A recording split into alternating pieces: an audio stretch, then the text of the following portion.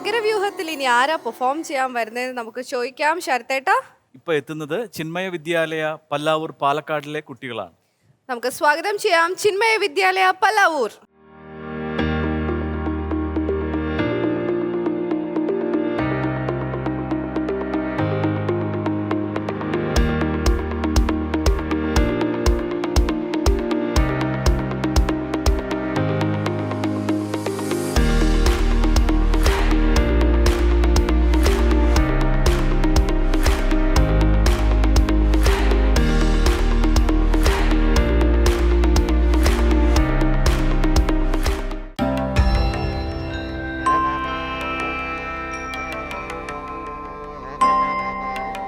എന്റെ ഇടവും വലവും നല്ല രസമുണ്ട് കാണാനായിട്ട്.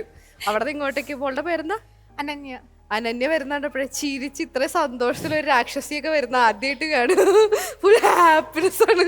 അല്ല, നിങ്ങളെ മൂന്നുപേരെ ഒരുമിച്ച് കാണാൻ ഞങ്ങൾക്ക് സന്തോഷമുണ്ട്.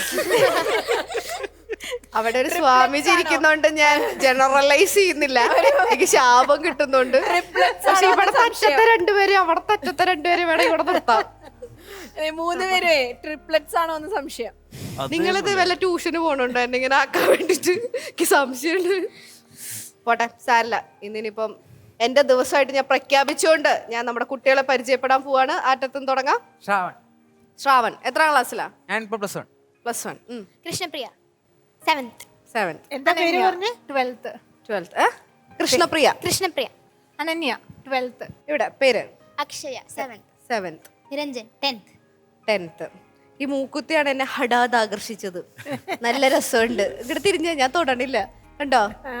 ഭയങ്കര മറ്റേ എന്താ പറയാ, സിംഗിൾ പീസൊക്കെ അത് കിട്ടുള്ളൂ. അതവിടെ നോക്കി അടിച്ചു മാറ്റി വെച്ചു അല്ലേ? നോക്കി സെലക്ട് ചെയ്തതാ? അല്ല, എല്ലാം ഇവര് തന്ന സാധനങ്ങളാണ്. പേഴ്സണൽ ചോയ്സ് ഒന്നുമില്ല. അക്ഷയ അത് സൂക്ഷിച്ചോളൂ, ഒരാള് നോട്ടിട്ടുണ്ട്, അത് പോയി. അല്ല, ഇതെന്റെ മുഖത്ത് വെച്ച് കഴിഞ്ഞാൽ മുഖം പിന്നെ കാണില്ല, ഒരുമാതിരി പരിചയിട്ട പോലെ ഇരിക്കും. ഈ ശ്രീജിത്ത് സാറിന് ഇതെന്ത് പറ്റി? ചിലയിടത്ത് ചാര, ചിലയിടത്ത് പുക. നിങ്ങളുടെ സ്വഭാവം എന്തെങ്കിലും മാറിപ്പോയത്? സഹവാസം കൊണ്ടാ. ശ്രീജിത്ത് സാർ പറയുന്നു വിധുബാല ചേച്ചിയുടെ കാറ്റടിച്ച് വന്ന സ്വഭാവമാണെന്ന് പറയുന്നു. ഇത് ടെലികാസ്റ്റ് ചെയ്താൽ നല്ലതായിരിക്കും. ഇവിടെ വരണേന് മുമ്പ് നല്ല മാന്യമായി ഡിബേറ്റ് ചെയ്തിരുന്ന വന്നില്ലേ? എങ്ങനെയൊക്കെ ജീവിച്ച മനുഷ്യനാ അവസ്ഥ. അല്ല, എനിക്ക് അഭിമാനമുണ്ട് കുനിഷ്ഠയാണെന്ന് അറിയാൻ. ഓക്കേ, അപ്പൊ നമുക്ക് ഇന്നത്തെ സബ്ജക്ട് എന്താണെന്ന് ഞാൻ ചോദിക്കുകയാണ്. എന്നിൽ നിന്നും നിങ്ങൾ കാര്യത്തിൽ നിന്നും വ്യതിചലിക്കുന്നു. നമ്മൾ മകരവ്യൂഹത്തിലാണ് നിൽക്കുന്നത്. ആ ഭാഷയൊക്കെ വിട്ടേക്കും, സാധാരണയിലേക്ക് വരും. ഓക്കെ, അപ്പോ എന്താണ് എടുത്തിരിക്കുന്ന സബ്ജക്ട്? ഞങ്ങളുടെ മഹിഷി നിഗ്രഹമാണ്. ഓക്കെ, ഞങ്ങളുടെ മഹിഷി നിഗ്രഹം എന്ന് പറഞ്ഞു കഴിഞ്ഞാൽ മഹിഷി നിങ്ങളുടെ ആരായിട്ട് വരും? ഞാനാ മഹിഷി. അല്ല, അതല്ല ഉദ്ദേശിച്ചത്. എന്റെ ദൈവമേ, ഞങ്ങളുടെ മഹിഷി നിഗ്രഹം എന്ന് പറഞ്ഞോണ്ട് ഞങ്ങളുടെ സ്കിറ്റ് അങ്ങനെ. ഓക്കെ, എന്തായാലും സന്തോഷമുണ്ട്. അപ്പം എല്ലാവരും നന്നായിട്ട് പ്രാക്ടീസ് ഒക്കെ ചെയ്തിട്ടാണ് വന്നിരിക്കുന്നത്. ഫുൾ സെറ്റാണ് അല്ലേ? തകർത്ത് പൊളിച്ചെടുക്കാൻ പോവാ. അപ്പൊ നമ്മുടെ ഈ ഒരു റൗണ്ടിന്റെ റൂൾസ് എന്തൊക്കെയാണെന്നറിയോ? ചെറുതായിട്ടെന്ന് പറഞ്ഞാൽ ഒരു 2-3 എണ്ണം. അന്ന് ഒരു 2-3 എണ്ണം പറ, ബാക്കി ഞാൻ പറയാലോ. പണി പറഞ്ഞു. 7 മിനിറ്റിനുള്ളിലായിരിക്കണം. ഓക്കെ. 5 പേരായിരിക്കണം. ഓക്കെ.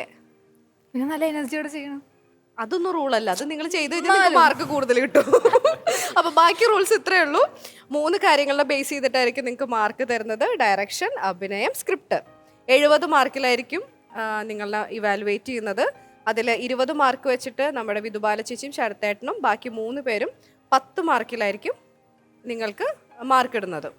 ഇത്രയൊക്കെ ഉള്ളൂ. നാരദനല്ലേ? ഭയങ്കര സകലമാന പുച്ഛത്തിലാണ് നേരത്തെ ഒന്ന് നോക്കിയത്. പിന്നെ ഞാനത് ബ്രേക്ക് ആവണ്ടെന്ന് വിചാരിച്ചിട്ട് ഞാൻ ബാക്കിയുള്ള റൂൾസ് പറയാന്ന് പറഞ്ഞപ്പോ ഇതൊക്കെ എന്നുള്ള പോലെയായിരുന്നു. എന്ത് പറ്റി പെട്ടെന്നൊരു പുച്ഛം? പുച്ഛൊന്നുമില്ല. ഇല്ല അല്ലേ? ഈ നാരദനായതിന്റെ പ്രശ്നമൊന്നുമില്ലല്ലോ. നാരദനായ പ്രശ്നമൊന്നുമില്ല. അപ്പൊ എന്തായാലും നന്നായിട്ട് തന്നെ ചെയ്യാൻ സാധിക്കട്ടെ. ഫുൾ മാർക്കും കിട്ടാനുള്ള പെർഫോമൻസ് ചെയ്യാനായിട്ട് ശ്രമിക്കാം കേട്ടോ. All the best.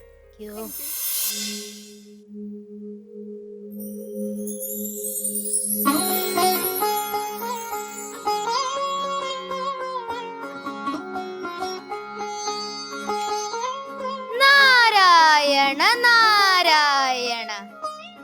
വ്യാമോഹങ്ങളും വാസനകളും കാരണം ആത്മാവിനെ മറക്കുന്നു. ദൈവചേതനയുടെ അസ്തമയം മൈത്രി, സ്നേഹം, കരുണ, അഹിംസ തുടങ്ങിയ ഗുണങ്ങളുടെ നാശത്തിനു കാരണമാകുന്നു. നാരായണ നാരായണ ഹരിനാരായണ ഗോവിന്ദ, ജയ നാരായണ ഗോവിന്ദ, ഹരിനാരായണ. മഹിഷി നിഗ്രഹാർത്ഥം ഹരിഹരപുത്രനായി ജനിച്ച അയ്യപ്പൻ പന്തള രാജാവിന്റെ കൊട്ടാരത്തിൽ മകനായി വളരുന്നു.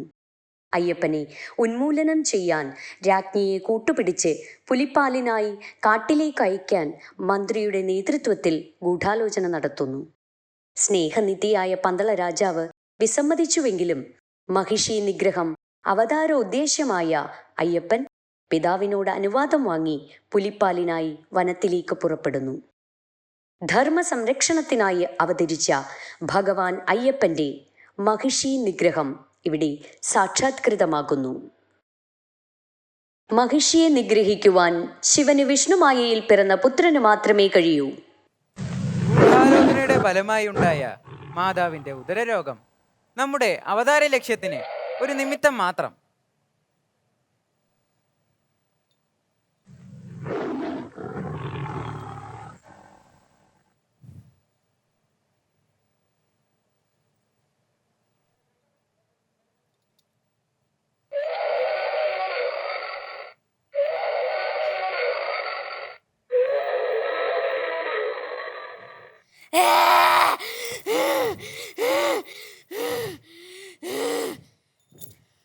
ആരാണ് നീ?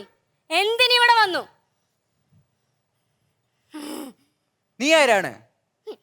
ഈ തകർന്നു കിടക്കുന്ന മുനിവാടങ്ങളും യാഗശാലകളും ഒന്നും കണ്ടിട്ട് നിനക്ക് മനസ്സിലാക്കുന്നേ ഞാൻ ആരാണെന്ന്? ഇത് അസുരന്മാരുടെ വിഹാര കേന്ദ്രമാണ്.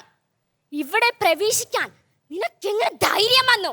ഞാൻ മഹിഷിയെ തേടി എത്തിയതാണ്. മഹിഷിയെയോ?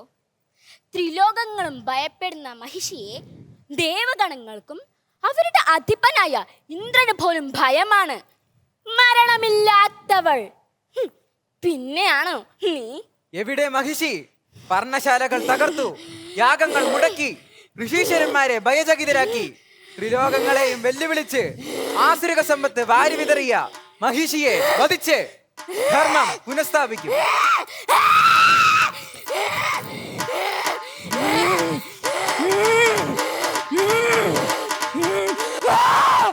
ഇത് എന്റെ ഇരയാണ്. ഈ കൊടുമ്പനത്തിൽ ഒറ്റയ്ക്ക് വന്ന നീ ആര്? ഞാൻ നിന്നെ തേടി എത്തിയതാണ്. എന്തിന്? നീ ദേവഗണങ്ങളെ ആട്ടിയോടിച്ചു, ഋഷിമാരെ കൊന്നുതള്ളി, യമനെ പോലും കബളിപ്പിച്ചുകൊണ്ട് വരവും വാങ്ങി. ഈ ലോകങ്ങളും എന്റെ കാൽ കീഴിലാണ്. ദേവഗണങ്ങളെ എന്നേക്കുമായി ഞാൻ നശിപ്പിക്കും. ഇഹത്തിലും പരത്തിലും എന്റെ ഇച്ഛ മാത്രമേ നടക്കൂ. നാം നിന്നെ പോരിന് വിളിക്കുന്നു. ഇന്ന് നീ എന്റെ അന്നമായി തീരും. മഹിഷി, നിന്റെ സഹോദരന്റെ ഗതി നിനക്കും വന്നു ചേരും. യമപുരം വിൽക്കാൻ തയ്യാറായിക്കോളൂ.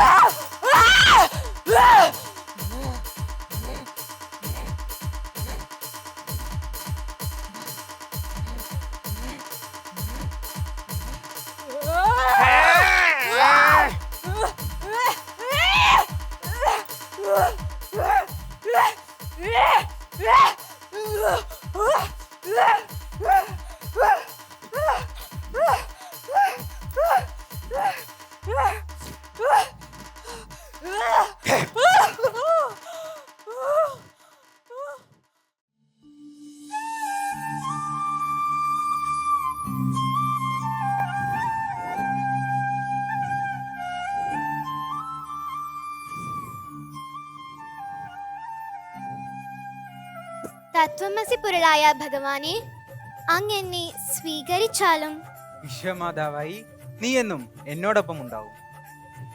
ജീവാത്മാവ് സാക്ഷാത് പരമാത്മ ചൈതന്യമാണെന്ന തത്വം മനസ്സിലാക്കി ബ്രഹ്മത്തിൽ വിലയം പ്രാപിക്കുകയാണ് മനുഷ്യജന്മത്തിൻ്റെ ലക്ഷ്യം. ഹൃദയശുദ്ധിയാണ് ഈശ്വരലാഭത്തിനുള്ള പോംവഴി. അതിനായി നാം ധർമ്മബോധവും സേവാഭാവവും ത്യാഗബുദ്ധിയും ഉള്ളവരായി തീരണം. സ്വാമീ ശരണമയ്യപ്പ. ശ്രേഷ്ഠ